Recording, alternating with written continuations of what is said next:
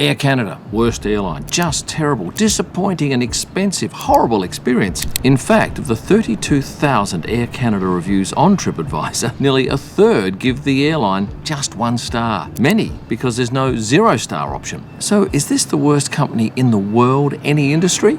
I'm about to find out.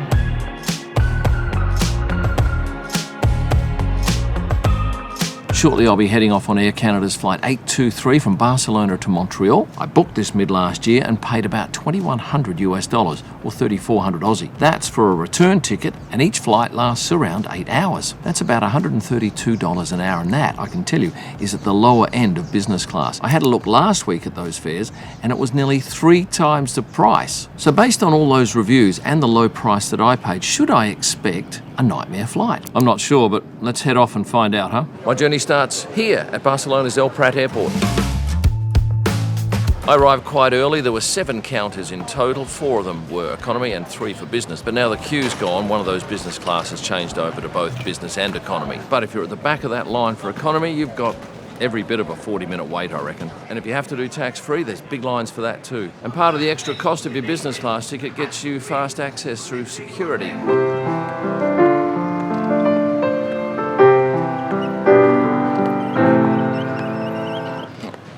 If you have time to kill, you'll be happy to know that there's plenty of retail on offer here at the airport. Yes, duty-free alcohol and tobacco.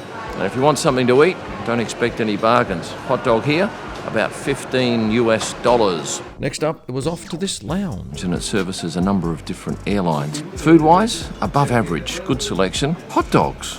I got one. 5 out of 10. Beer, wine and soft drinks are available. Spirits, I asked, but I don't speak much Spanish, and I think I was told after a certain point, so maybe after midday spirits come out. And this green potato tart, probably the best on offer. A couple of days ago, Air Canada sent me an email saying I can check in, and when I did, I get all this information saying departure time, arrival time change, my arrival forecast weather, but importantly for me, details of the aircraft I'm on. This is a Boeing 777-300ER.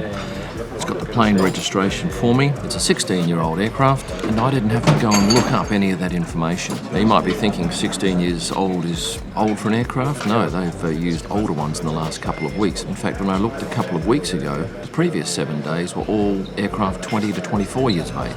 I don't think that's an issue though. So, what is wrong with Air Canada? From the reviews I read, it appears that they have little care when things go wrong. Customers saying they were lied to about delays, poor service, and staff who just don't care. Now, unless my flight's delayed or cancelled, I'm probably not going to find out whether or not any of that's true, but I'll certainly be able to find out what the service is like once I'm on board.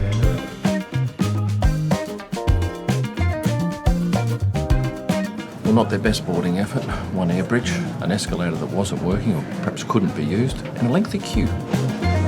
Safely on board in seat 1A. Their signature class is spread over 2 cabins, rows 1 to 7 in the front with 26 seats, and 14 seats in rows 8 to 11 in the second section. The design of the seat meant when you put this armrest down, you could easily get in and out even when the table was down. That's not always the case with business class seats. 2 things about the seat. This whole bottom section is one piece. Normally you have a separate section for under your bum and a separate one for under the legs, but this was much more comfortable. The amenities kit contains socks, eye mask, earplugs, a dental kit, cloth to clean your glasses, and a delicious smelling hand cream and quality lip balm from Aqua de Parma. It was waiting on my seat when I arrived. Headphones are noise cancelling, and the pillow, the mattress and the duvet were already on my seat when I got on board. I like the privacy aspect of these suites because they all face away from each other, and the middle seats have a divider, but it doesn't go down. So there's no talking to your partner unless you talk over the top. This panel down here on my seat allows me to control the lighting in the suite, call the cabin crew, set my seat to the ideal position, and there's a massage function. Here there's a 2-tier pocket with printed material and a sick bag with a section for your laptop to slide into. There's a small storage area here, but it's quite exposed to those passing by. A small reading light here, and lighting above, and I love the air vents. Screen-wise, good size. Doesn't need to be any bigger given how close we sit to it. And the on-board entertainment, whilst it's not the best in the world, is certainly enough for an 8-hour flight anyway. I'll find plenty to entertain me should I get that chance. This is the Air Canada menu, and it's certainly thorough. Now this is a cosy seat, sort of reminds me of a racing car seat that wraps around. Now for For wine and champagne drinkers, here's what's on offer today. Joseph Perrier champagne, an Austrian and a French white wine, and 5 reds. 3 Canadian, 1 Spanish, and a German. And if you drink port, that's available. Oh, spirits, yes, quite a selection, and a number of cocktails, including a Negroni, a Ryan Ginger, a classic Caesar. Thought that was a salad, and of course the time-honoured European classic, the Aperol Spritz.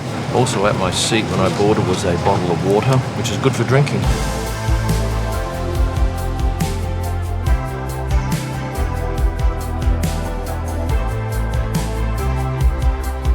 46 minutes after takeoff, we were served smoked salmon with chives cream cheese, a salad with Greek olive oil and balsamic, and I asked for a second one of those. It was so delicious, but alas, only one per tray is placed on board. But the crew found one on a return tray for me later, and then 80 minutes into the flight, it was time for the cod.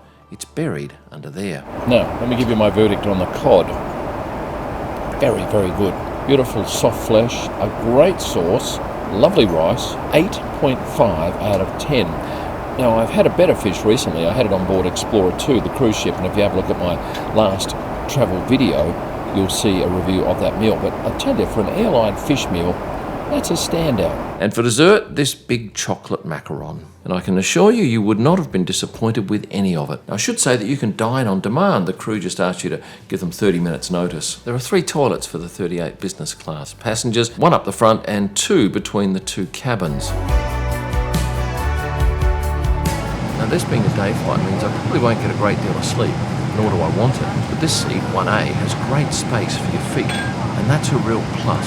Now, straight up, the service, it's been good. Not great, but not bad.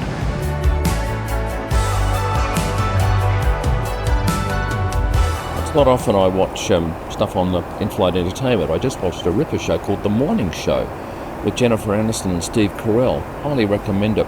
Now we are about 1 hour and 30 from landing, and I've just realised this seat doesn't go completely flat. Probably that far off completely flat. It's no real big deal, but if you had the choice between this and, say, Qatar's Q Suite or the Emirates business class, you'd go with that. And if you're hungry for a snack at any stage, there's a basket available to you once we finish the meal.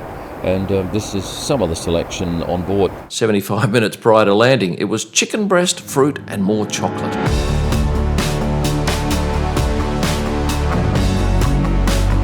Well, our flight landed about 14 minutes late, short taxi through immigration in a minute because of my APEC card. Now it's down to grab my luggage. So what do I think of that flight? It was pretty bloody good. Food was excellent, seat comfort fantastic, staff great, and price, one of the best value flights I've had all year. So would I travel this again? You bet. I thought it was excellent. But I know that there were lots and lots of negative comments on TripAdvisor, and they're not made up. So perhaps I got lucky. Perhaps if things had turned out a little bit differently and had an issue that the company may not have looked after me. Maybe it's just bad in economy, I don't know. I'm very keen to see your comments. Perhaps Air Canada have tidied up their act. But certainly, I'm looking forward to going back with them because I thoroughly enjoyed that flight. Now, before I head into the city to show you the hotel I'm staying at here in Montreal, I want to take you back to Barcelona because I stayed in such a beautiful property that I desperately wanted to show you. It's called the 70. It's in the heart of the city and it's gorgeous. Room-wise, we booked a patio suite and I loved it. Inside, the bedding was 5-star. There was an impressive bag of products and amenities in the bathroom. And I love the fun touches on the towels, the robe and elsewhere. This was a hotel with some personality, but it was the lobby and the wining and dining areas that had the biggest impact. Warm, inviting, high ceilings, visually pleasing, and these aren't real books. We're having a meal at the restaurant downstairs at the 70 Hotel, and the prices, I can tell you, are refreshingly good value. We've ordered the Iberian ham, a half serving for about $16 US, anchovies with extra virgin olive oil, 14, a Caesar salad, about the same, and an Iberian ham and smoked cheese sandwich for $10. And the verdict, all very good. Standout, maybe this Iberian ham and cheese sandwich. Dad doesn't drink wine, but I do. I ordered this wine for €5.50 and it's lovely. And if it gets a bit cool outside, come inside. It's gloriously decorated. From Barcelona, we now head to Montreal to the Germain Hotel. A very trendy boutique hotel in the heart of Montreal with some groovy jazz. And for the next 4 nights, this will be my home.